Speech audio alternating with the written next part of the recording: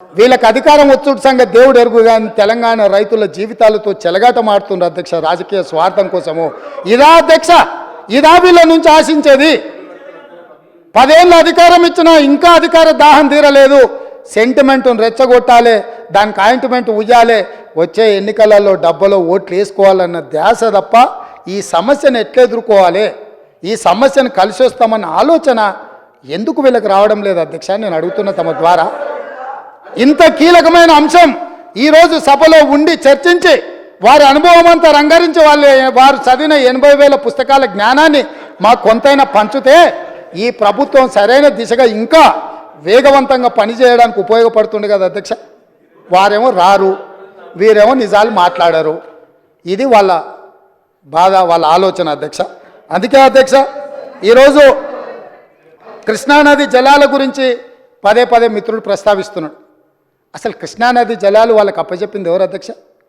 2015లో పోయి సంతకం పెట్టి వచ్చింది ఎవరు అధ్యక్ష? వీళ్ళు కాదా?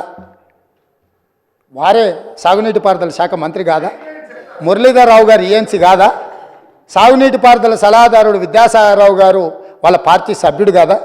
వీళ్ళందరూ పోయి 811 టీఎంసీల నికర జలాలు ఉమ్మడి ఆంధ్రప్రదేశ్కు కేటాయిస్తే ఆనాడు వీళ్ళు తెలంగాణ ప్రాంతంలో 68% క్యాచ్మెంట్ ఏరియా ఉంటే 68% వాటా మాకు నీళ్లు రావాలని కొట్లాడాల్సింది పోయి 811 టీఎంసీలలో 512 టీఎంసీలు ఆంధ్రప్రదేశ్కు అధికారికంగా సంతకం పెట్టి మన తెలంగాణ రైతుల హక్కులను వాళ్ళకి దారిదత్తం చేసి 299 టీఎంసీలకు సంతకం పెట్టి వచ్చిందే వాళ్ళ అధ్యక్ష.